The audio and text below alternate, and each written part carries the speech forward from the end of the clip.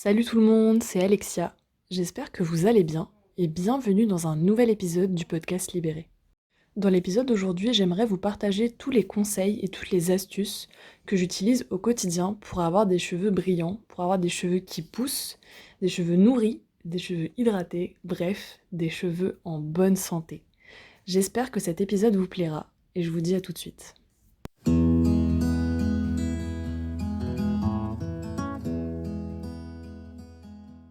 Dans cet épisode, je vais essayer d'aider un maximum de personnes, donc je vais donner des conseils assez larges et aussi assez ciblés sur certaines problématiques. Donc n'hésitez pas à prendre des notes concernant vos problématiques personnelles pour pouvoir les appliquer au mieux plus tard. Commençons par la base, à savoir le shampoing. C'est super important que vous utilisiez un shampoing qui soit clean et adapté à votre cuir chevelu. Pourquoi clean? Parce qu'il y a beaucoup de shampoings, notamment dans le conventionnel, c'est le cas d'ailleurs dans la plupart des shampoings qui ont des sulfates qui sont beaucoup trop agressifs pour votre cuir chevelu. Notamment, c'est le cas des SLS, donc sodium laureth sulfate et sodium lauryl sulfate. Vous pouvez regarder ça directement au dos de votre produit, c'est le deuxième ingrédient normalement. Et en fait, c'est beaucoup trop irritant pour votre cuir chevelu. Pour vous dire, c'est des sulfates qu'on utilise aussi dans les produits détergents pour les sols. Donc voilà, vous voyez à peu près la puissance du truc. Donc au lieu de ça, privilégiez les shampoings qui ont des sulfates beaucoup moins agressifs, comme les cocosulfates, ou des shampoings qui n'en contiennent pas. À savoir que les shampoings qui ne contiennent pas de sulfate vont moins mousser, voire pas du tout. Moi je sais que par exemple c'est quelque chose qui me freine, j'aime bien quand un shampoing mousse abondamment, donc j'utilise des shampoings bio qui ont quand même un petit peu de sulfate, mais qui sont beaucoup moins irritants que les shampoings conventionnels. Celui que j'aime beaucoup, c'est le Basis, donc le bleu, de la marque Lavera. Et sinon, j'aime beaucoup le shampoing à l'aloe vera de Christophe Robin. Mais après, vous trouvez des shampoings clean en supermarché, dans les magasins bio et dans les magasins spécialisés aussi. Donc voilà, vous avez le choix. Après, les Lavera, c'est ceux que j'ai utilisés en fait dès le début, dès que je suis passée du conventionnel au naturel. Donc voilà, pour moi, c'est une valeur sûre, c'est des petits prix qui marchent, je vous les conseille à 100%. Mon deuxième conseil concernant les shampoings, c'est de faire un double shampoing, c'est-à-dire de faire un premier shampoing avec un shampoing très doux, très neutre, pour justement laver vos cheveux, et un deuxième shampoing avec un shampoing traitant, qui sera donc spécifique pour traiter vos problématiques du type pellicule, cheveux gras, etc. Concernant l'application du shampoing, quand vous mettez votre dose de shampoing dans votre main, ce qu'on a l'habitude de faire, c'est de mettre directement toute cette dose sur le crâne et après de frotter. Mais ce que j'ai appris récemment, c'est que si vous frottez d'abord dans votre main pour étaler le produit, vous allez appliquer le produit sur votre crâne de manière plus uniforme. Ce qui va faire que vos cheveux vont regresser moins vite parce qu'ils auront moins de produit et du coup vous allez pouvoir aussi mieux laver vos cheveux. Ma dernière astuce concernant le shampoing, pour savoir si vos cheveux ont bien été lavés, vous pouvez prendre une mèche sur votre crâne et tirer un tout petit peu votre cheveu, et si vous sentez que ça crisse, comme une vitre en fait, ça veut dire que vos cheveux sont bien propres. Maintenant qu'on a parlé du shampoing, on va parler de l'après-shampoing et du masque. Pour moi, c'est une étape très importante que je fais vraiment à chaque shampoing pour pouvoir hydrater et nourrir mes cheveux correctement. Déjà, au niveau de la composition de vos après-shampoings, pareil que le shampoing, faites attention à ce qu'il n'y ait pas de silicone. Le silicone, c'est ce qu'on retrouve dans beaucoup d'après-shampoings conventionnels. Vous pouvez le voir en fait dans la composition, tous les noms de composants qui se terminent par cone, donc notamment diméthicone par exemple, ça veut dire qu'il y a du silicone. Le silicone, ce que ça va faire, c'est que ça va envelopper votre fibre capillaire, ça va vous donner l'impression que votre cheveu est brillant, qu'il est gainé, etc. Mais finalement, ça l'étouffe.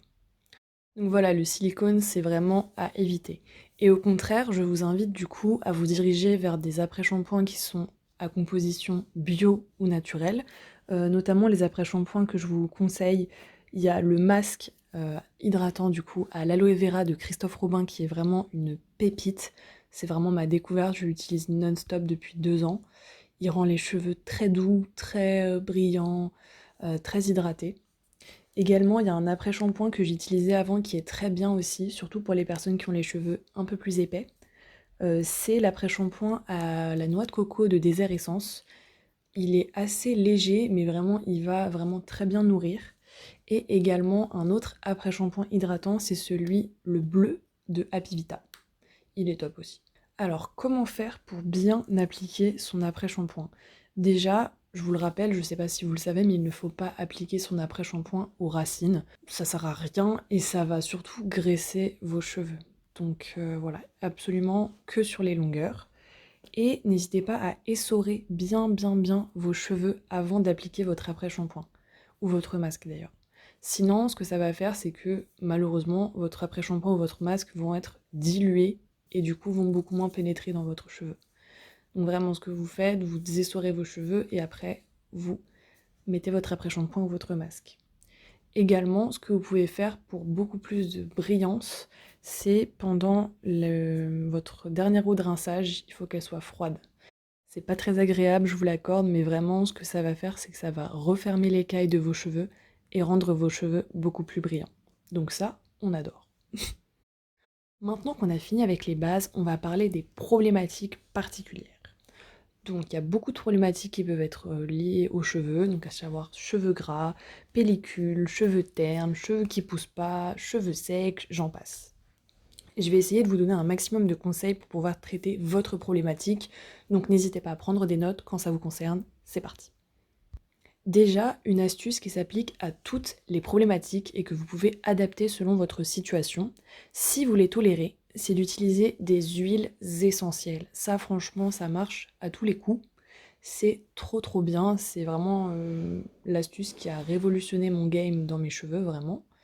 Du coup, ce que vous faites, c'est que au lieu de faire le double shampoing, vous allez en faire qu'un seul, mais vous allez mettre dans votre dose de shampoing 2 gouttes d'huile essentielle qui va faire que en fait vous allez traiter votre problématique. Donc, si vous avez les cheveux gras, vous pouvez mélanger 2 gouttes d'huile essentielle de tea tree ou de romarin à verbenone. Si vous avez les cheveux qui ne poussent pas, vraiment la meilleure huile essentielle, c'est l'huile essentielle de menthe poivrée. Elle va vraiment stimuler la microcirculation. Incroyable, cette huile essentielle, vraiment trop bien. Si vous avez les cheveux ternes et que vous voulez justement des cheveux beaucoup plus brillants, n'hésitez pas à vous tourner vers l'huile essentielle d'ylang ylang. Et enfin, si vous avez des problèmes de pellicule, de démangeaison, il faut que vous vous tourniez vers l'huile essentielle de romarin à verbenone. Toutes ces huiles essentielles, vous pouvez les trouver un peu partout en magasin bio, chez Aromazone. Moi, je les prends sur le site Onaterra, qui est vraiment un site génial pour tout ce qui est aromathérapie, et leurs huiles essentielles sont vraiment de bonne qualité. En ce qui concerne l'application de cette technique, ce que vous faites du coup, c'est que vous mettez donc 2 gouttes de l'huile essentielle qui vous correspond, et vous la mélangez à votre dose de shampoing. Ensuite, vous frottez dans vos mains, et vous faites votre shampoing comme d'habitude, sauf que vous allez le laisser poser 2 minutes pour vraiment que l'huile essentielle ait le temps d'agir. Et après, vous rincez, vous faites votre après-shampoing ou votre masque comme d'habitude, et vous allez voir une vraie différence. On passe maintenant aux astuces spéciales pousse des cheveux. Donc moi, mes cheveux, avant, ils poussaient pas spécialement vite, et avec ces astuces, j'ai vraiment vu une différence. Déjà, avec l'huile essentielle de menthe poivrée, je le faisais un shampoing sur 2, et franchement, j'ai vraiment vu une différence parce que vu que mon cuir chevelu était stimulé beaucoup plus que d'habitude, mes cheveux poussaient beaucoup plus vite. Sinon, il existe des lotions toutes faites que vous pouvez mettre avant votre shampoing et qui ont aussi des huiles végétales dedans. Je pense notamment au complexe 5 de Furterer qui est très bien. Sinon, vous pouvez tout simplement mélanger de l'huile de moutarde avec de l'huile de menthe poivrée et un peu d'huile de jojoba et vous faites votre propre lotion en DIY. C'est comme vous préférez vraiment. Par voie interne aussi, vous pouvez agir sur la pousse de votre cheveu grâce aux compléments alimentaires. Il y a un complément alimentaire que m'avait donné ma naturopathe qui marchait très bien. C'est le Effluvium du laboratoire NHCO. Vous pouvez le retrouver en parapharmacie facilement. Si vous avez les cheveux secs, je vous conseille fortement de faire des bains d'huile une fois par semaine ou une fois toutes les 2 semaines en fonction de si vous avez les cheveux fins ou pas. Moi, je sais que j'en fais une fois toutes les 2 semaines, une fois par mois. Et du coup, j'ai une recette qui est très simple, c'est que je mélange soit de l'huile de jojoba, soit de l'huile de coco avec de l'aloe vera pour à la fois hydrater et nourrir mes cheveux. Du coup, ce que je fais, c'est que je les mets des racines jusqu'aux pointes et je laisse poser ça environ 2 heures, ça suffit. Et après, je rince et je fais 2 shampoings pour bien enlever l'huile. Si vous sentez que malgré les masques, malgré les bains d'huile, etc., vous avez encore les cheveux secs au quotidien, ce que vous pouvez faire, c'est appliquer une crème de jour, comme on applique une crème de jour sur le visage en fait. Donc elle peut être soit hydratante, soit nourrissante.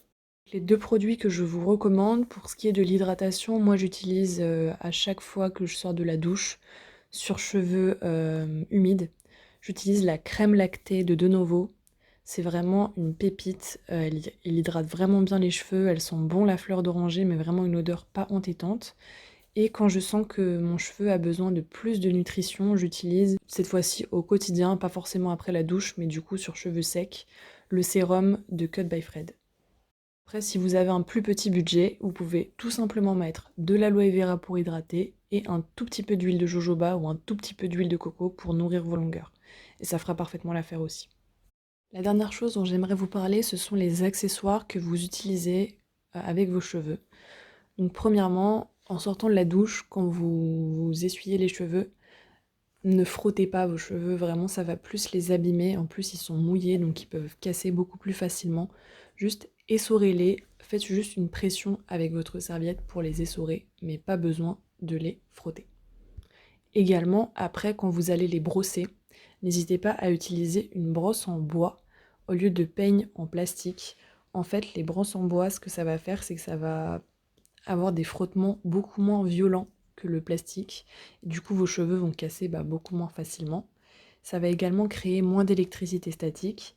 Et ce que ça va faire, surtout avec les vraies brosses en bois, c'est que ça va aussi répartir le sébum. Donc ça veut dire que le sébum que vous avez sur votre cuir chevelu, ça va permettre qu'il vienne nourrir vos longueurs. Et du coup, vous allez avoir les cheveux moins gras et plus nourris. Ce qui est tout bénef quand même. La brosse que je vous conseille le plus, c'est une brosse que j'ai depuis, je crois, 5-6 ans et vraiment, elle tient quoi, elle est vraiment géniale. C'est la brosse de la marque Tech. Je vous mettrai la référence du coup en description. Et c'est également très important de laver sa brosse. En fait, si vous ne lavez pas votre brosse régulièrement, vous allez avoir des saletés, vous allez avoir du sébum et finalement tout ça, ça va se redéposer dans vos cheveux quand vous allez les rebrosser. Donc voilà, je dirais, ça serait bien si vous pouvez laver votre brosse 2 fois par mois. C'est pas mal, ouais, moi c'est ce que je fais. Et du coup, en fait, vous la lavez au savon, vous frottez, soit avec une brosse à dents, soit vous la laissez poser dans un bol pendant 30 minutes et après, voilà, vous rincez. Ça suffit. Et comme ça, vous aurez une brosse toute neuve et vraiment propre pour bien brosser vos cheveux. Si vous utilisez des élastiques, évitez d'utiliser des élastiques, enfin vous savez les petits élastiques classiques. Vraiment essayez d'utiliser des élastiques soit en tissu, vous savez genre les scrunchies, soit si vous avez le budget, c'est un budget je vous l'avoue, des scrunchies en soie. Moi je sais que j'en avais demandé pour Noël de l'année dernière et vraiment ça glisse sur le cheveu, c'est génial. Et en parlant de soie, ce qui serait vraiment le top, voilà, c'est un extra que je vous mets, un petit bonus, on va dire. Si vous pouvez, n'hésitez pas à vous tourner vers des thés d'oreiller en satin et en soie, c'est vraiment ce qu'il y a de mieux pour vos cheveux. Pourquoi? Parce que ça diminue les frottements pendant la nuit, ce qui fait que du coup vous avez beaucoup moins de nœuds, beaucoup moins de sébum et beaucoup moins de frisottis. Donc vraiment c'est tout bénef. Vous pouvez en trouver facilement sur internet. Je sais qu'il y en a sur Amazon, il y en a sur plein d'autres sites d'ailleurs. Du coup, moi, celles que j'avais prises en premier, je les avais trouvées sur Amazon, elles étaient très bien. Aujourd'hui, j'essaie vraiment de limiter mes achats sur Amazon. Du coup, j'ai décidé de me tourner vers un site qui est très qualitatif, qui s'appelle la Maison de la Soie. C'est un peu plus haut de gamme, mais je vois vraiment la différence et voilà, je suis très contente de ces thés en tout cas. Et voilà, c'est la fin de cet épisode, merci beaucoup de l'avoir écouté. J'espère qu'il vous aura plu. Si c'est le cas, n'hésitez pas à liker cet épisode et à partager le podcast Libéré autour de vous. N'hésitez pas aussi à me dire en commentaire quels conseils vous avez envie d'essayer et si vous avez d'autres conseils à donner. Ça sera avec plaisir qu'on en parlera ensemble. Et d'ici là, prenez bien soin de vous et je vous dis à très vite pour un nouvel épisode. Ciao!